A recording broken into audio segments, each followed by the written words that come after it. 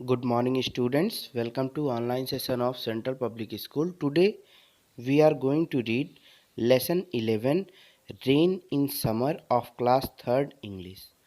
So student, in this lesson the poet talk about rain in summer.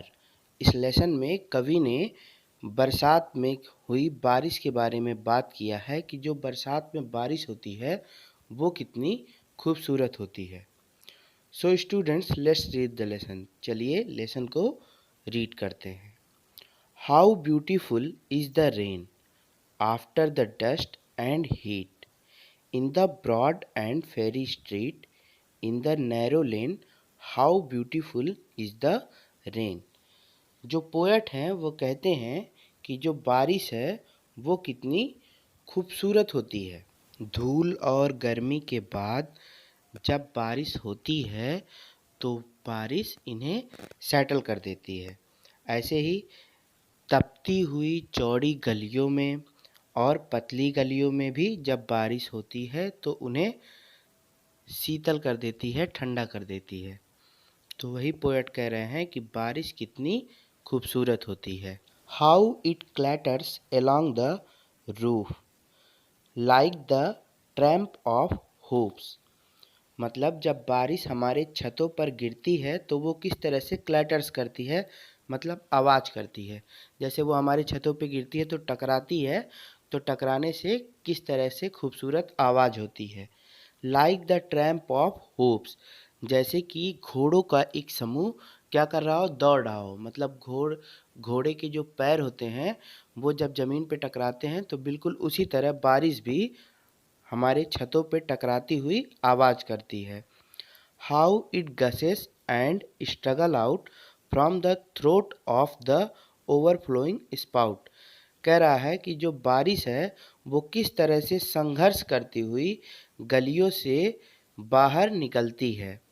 आप लोगों ने देखा होगा कि जब बारिश होती है तो जो भी गलियां वगैरह होती हैं, जो भी सड़कें होती हैं, उन पे पानी लग जाता है।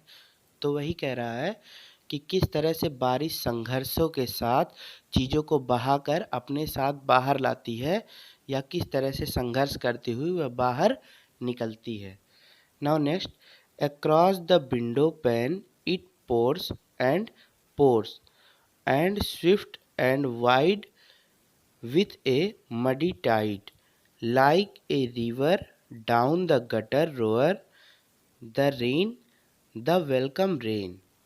जब बारिश हमारे खिड़कियों पर पड़ती है, मतलब हमारे खिड़कियों के पलड़े पर पड़ती है, तो यह बस उस पर पड़ती ही पड़ती रहती है या टपकती रहती है, और जल्दी से क्या हो जाती है, और जल्दी ही स्विफ्ट मतलब जल्दी जल्दी फिसलती हुई नीचे आ जाती है। और इसके साथ खिड़की के जो मड होते हैं, मतलब ये बारिश इस तरह से प्रतीक होती है कि इसमें कुछ डस्टी या मडी टाइप के कुछ सब्सटेंस हो।